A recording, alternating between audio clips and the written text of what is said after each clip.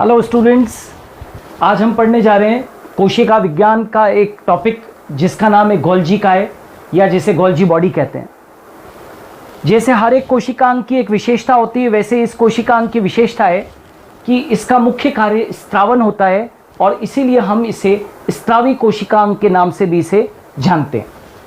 सर्वप्रथम एक वैज्ञानिक था जिसका नाम था कैमिलियो गोल्जी।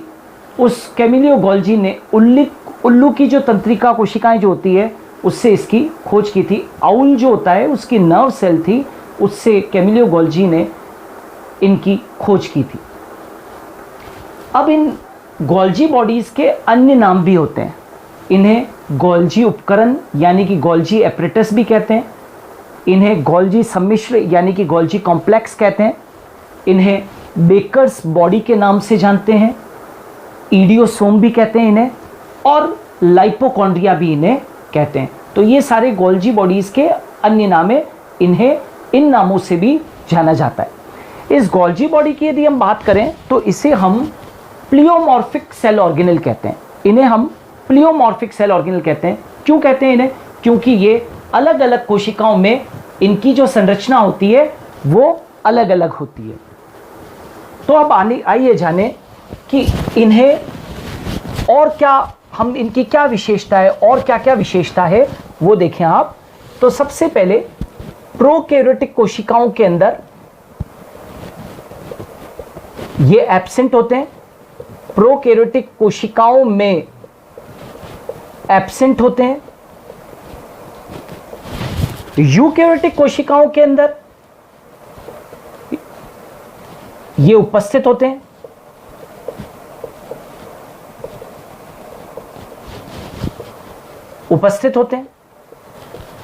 लेकिन कुछ अपवाद है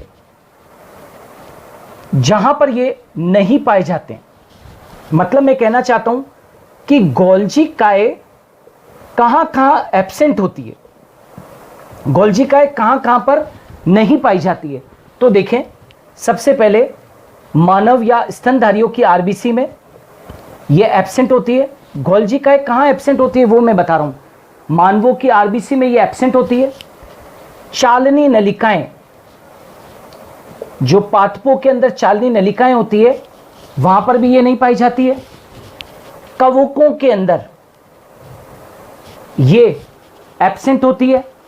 और ब्रायोफाइट और टेरिडोफाइट, ब्रायोफाइट व टेरिडोफाइट पादप के जो युग्मक होते हैं के युग्मकों में एब्सेंट। एक बार फिर से मैं बता दूं, गोल्जी काय कहां कहां पर एब्सेंट है। मानव आरबीसी के अंदर नहीं पाई जाती है, चालनी नलिकाओं के अंदर नहीं पाई जाती है, कवकों के अंदर नहीं पाई जाती है, और ब्रायोफाइट व टाइडोफाइट के जो युग्मक होते हैं उनके अंदर भी ये नहीं पाई जाती है।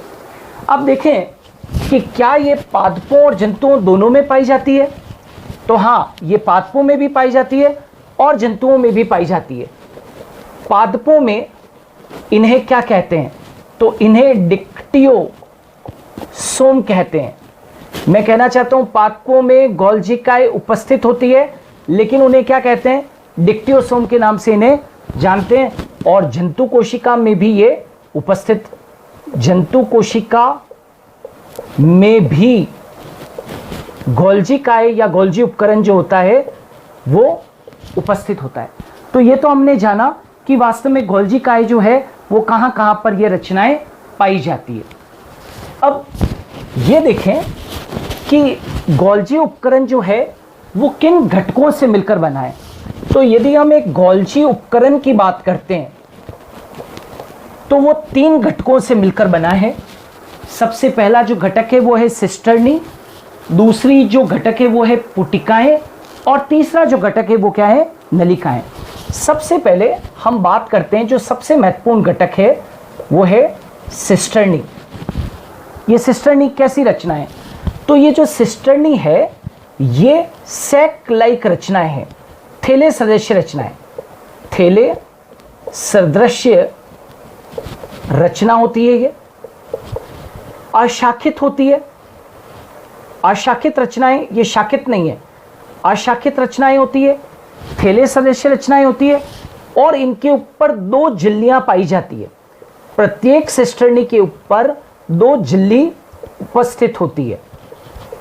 एक तो उसकी बाहरी झिल्ली होती है और एक भीतरी झिल्ली होती है।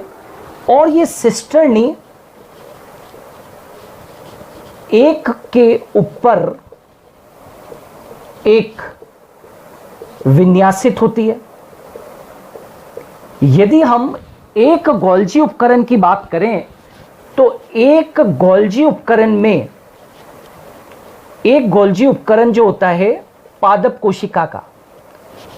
कोशिका का जो एक गोल्जी उपकरण होता है, मान लीजिए ये एक गोल्जी उपकरण आपके सामने बना हुआ है, तो एक गोल्जी उपकरण पादप कोशिका का होता है, उसमें 3 से 7 सिस्टर्नी उपस्थित होती है। और साथ ही ये देखें कि ये जो सिस्टर्नी है इसके भीतर पारदर्शी द्रव्य भरा रहता है।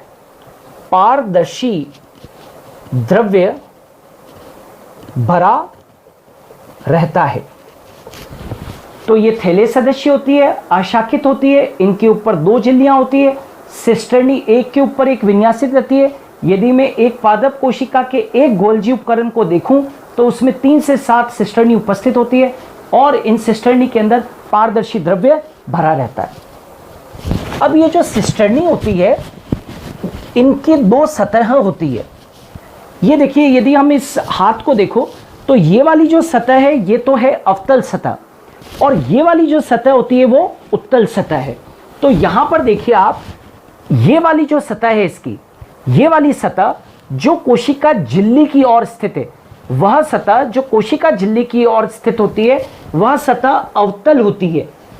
और गोल्जी काय की इस अवतल सतह को हम ट्रांस या मैच्योरिंग फेस कहते हैं, जबकि इसकी जो दूसरी सतह है ये वाली उत्तल सतह जो होती है इसको हम सिस या फॉर्मिंग फेस कहते हैं और ये केंद्रक की ओर स्थित होती है। एक बार फिर से मैं बता दूं, अवतल सतह को ट्रांस या मैच्योरिंग फेस कहते हैं, ये कोशिका झिल्ली की ओर स्थित होती है। और इसकी जो उत्तल सतह होती है जो कि केंद्रक की ओर होती है इसे सिस या फॉर्मिंग फेस कहते हैं। याद रखें, ये जो इसका सिस फेस जो है, यहां से पुटिकाएं या जो पदार्थ होते हैं वो भीतर प्रवेश करते हैं। ईआर के अंदर निर्मित जो पदार्थ है वो इस सिस फेस से भीतर प्रवेश करते हैं और उन पदार्थों का यहां पर रूपांतरण होता है, रासायनिक रूपांतरण होता है और ये पुटिकाएं जो है फिर उन पदार्थों को कोशिका के बाहर मुक्त कर देती है। राइट, तो ये इनके जो ट्रांस और मैच्योरिंग फेज जो हैं और सिस और फॉर्मिंग फेज जो हैं ये बहुत महत्वपूर्ण होते हैं। अब आइए हम इसका दूसरा घटक पढ़ते हैं और वो है पुटिकाएं।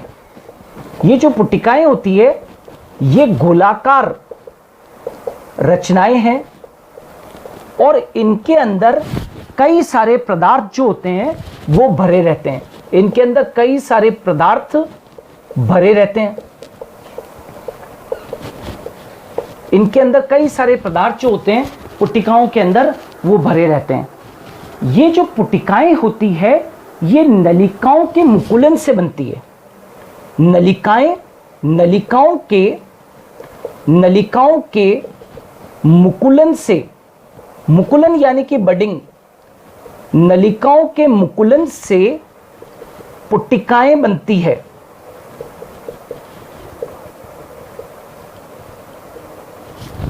याद रखना, जो भी पदार्थ ईआर से गोल्जी काय में आता है उनका रासायनिक रूपांतरण होता है और उन रासायनिक पदार्थों को जिनका रूपांतरण हो चुका है उन्हें पुटिकाओं के अंदर संग्रहित किया जाता है और उसके बाद में पुटिकाएं ट्रांस फेज से विमुक्त हो जाती है और उन पदार्थों को बाहर डाल देती है कुछ।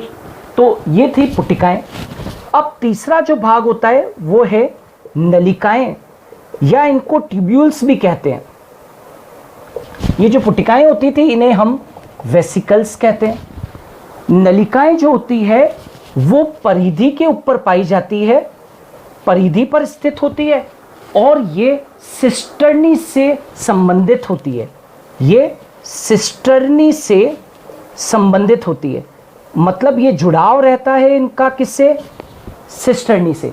तो कुल मिलाकर यदि हम गोल्जी काय के घटकों की बात करें तो गोल्जी काय जो है या जो गोल्जी उपकरण है वो मुख्यतः 3 घटकों से मिलकर बना है, सिस्टर्नी, पुटिकाएं और तीसरा जो भाग था वो नलिकाएं। तो ये गोल्जी काय के घटक थे और ये आपके सामने जो है वो पूरी संरचना बना रखी है एक गोल्जी उपकरण की। अब गोल्जी जो काय है या जो गोल्जी उपकरण है उनका सबसे महत्वपूर्ण जो चीज़ है वो उसके कार्य है। चाहे किसी भी परीक्षा में पूछा जाए, चाहे वो 11th का एग्ज़ाम हो, चाहे वो नीट का एग्ज़ाम हो, गोल्जी काय के फंक्शन से प्रश्न बनने की पूरी संभावना रहती है। तो आइए जानें इनके फंक्शंस के बारे में। ये जो इसका मुख्य कार्य क्या होता है, गोल्जी काय का मुख्य कार्य जो है वो है स्त्रावन। इसका मुख्य कार्य ही क्या है, सिक्रीशन है, और इसीलिए तो हम इसे क्या कहते हैं, इसे स्त्रावी अंग कहते हैं। इसे हम क्या कहते हैं, principal director of macromolecular traffic in cell. ये जो मैक्रोमोलिक्यूलर ट्रैफिक का मतलब क्या है, कई सारे जो वृहद अणु होते हैं उनका जो मूवमेंट है सेल के बाहर वो किसके द्वारा होता है, गोल्जी काय के द्वारा। मैं कहना चाहता हूं कि कई सारे ऐसे वृहद अणु हैं जो गोल्जी काय से होकर कहां पर जाते हैं, बाहर जाते हैं। जैसे कि हम एक एग्जांपल देते हैं, जैसे जो गोल्जी काय की जो सिस्टर्नी है उसमें क्या होता है, एक विशेष प्रक्रिया होती है जिसको बोलते हैं ग्लाइकोसाइलेशन। एक प्रक्रिया होती है जिसे हम कहते हैं ग्लाइकोसाइलेशन। फिर से बोल रहा हूं, सिस्टर्नी के अंदर क्या होती है, ग्लाइकोसाइलेशन प्रक्रिया होती है। इस ग्लाइकोसाइलेशन प्रक्रिया में क्या होता है कि जो ग्लूकोज व प्रोटीन जो होते हैं, ग्लूकोज और प्रोटीन ग्लाइकोसाइलेशन प्रक्रिया के द्वारा ग्लाइकोप्रोटीन व ग्लाइकोलिपिड में, ग्लाइकोप्रोटीन और जो ग्लाइकोलिपिड्स वगैरह जो होते हैं, ग्लाइकोप्रोटीन और ग्लाइकोलिपिड्स में परिवर्तित हो जाते हैं।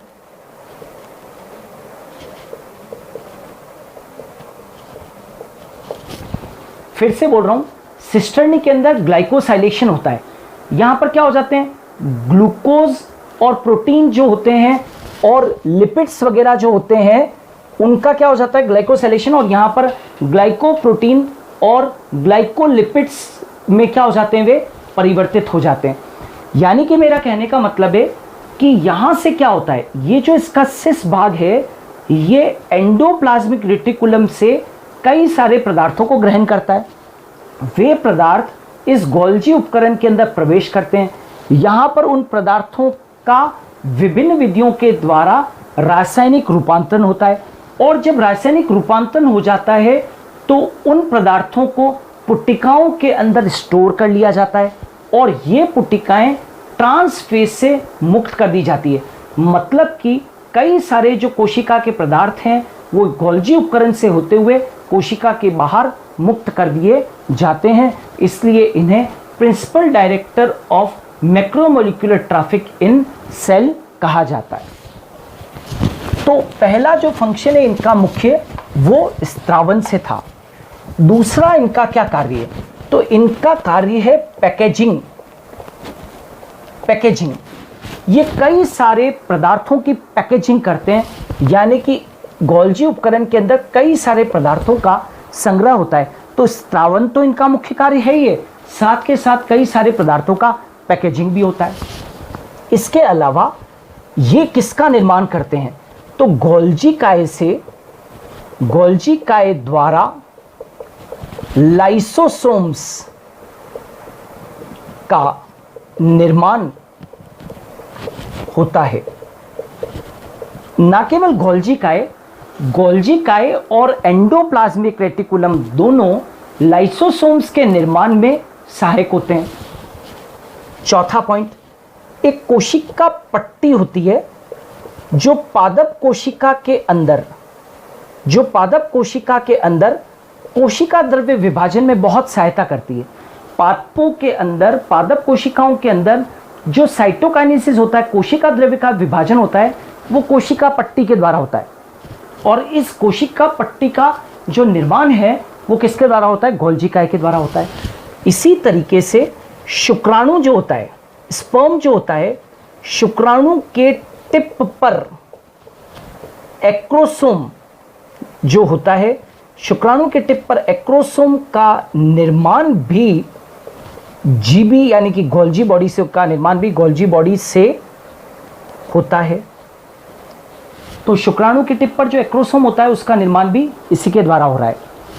नेक्स्ट यदि हम आगे बढ़ें तो अंडे